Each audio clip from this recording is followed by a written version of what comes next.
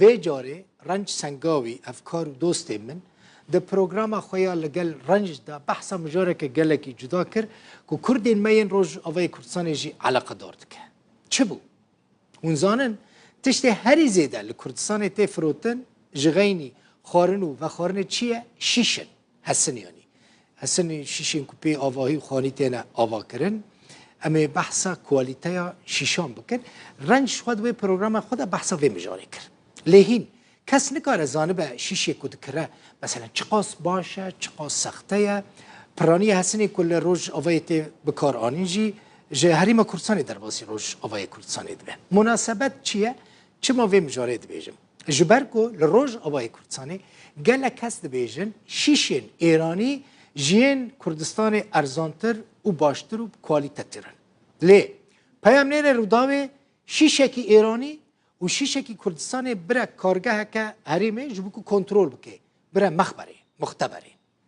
درد که و شیشه ایرانی که وکه 12 میلم لبازار تفروتن لی نه 12 میلمه چه قاسه 10 میلم و نیوه لی وکه 12 میلم تفروشنه خلکه دخوابینن یعنی خلکه کوالیته شیشه ایرانی جی وکه یک کردستانی نباشه و باش بزانه بن یعنی دفروتن شیشه ایرانی دا سختکاری هیا هم د کوالیته دا سختکاری هیا هم جی د استوربونا شیشه دا کوالیته سختکاری هیا یعنی شیشه که هون دکرن شیشه ایرانی که وکه دبیجن وکه 12 میلیم دفروش نوه نین خواباندن او شیشه ایرانی نه 12 میلیم من 10 میلیم نیفن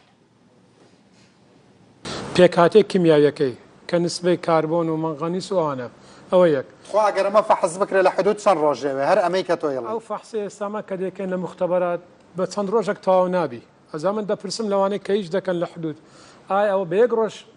لە بۆیان دەرباز دەکەن یان ئەوانیش 5-6 ڕۆژ هەفتە ئینتیزار دەکەن خوا بە یەک ڕۆژ کەمتریش نییە بەدانەژی داخل لەوی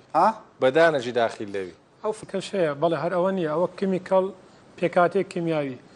نسبة كمان أما بيدلين يلدو ألتيميت يعني أو نقطة كبكار دينين لقر آخر قوة بجري استاندرات تقريبا 200 ميجا باسكال فرقة يعني أجا جريد الشيست صار 120 بابلين يلدا كيتي دبي 620 ألتيميت كيبي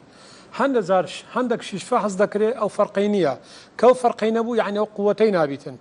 كو قوتين أبو يعني وش تحملكي كم تردبي أو يك باشا بم معلومة وخبري هتا بله ما ترسيت هي الرجل الرجان بينا بالروخية بسرمانانا كاغرانس أو بيش أو حفتك دو حفتة وبينا رخالة بغداد أو دو روايات مجيلبو رواية كان جملة على سازة هندك دينجان لخواري هرقرتيو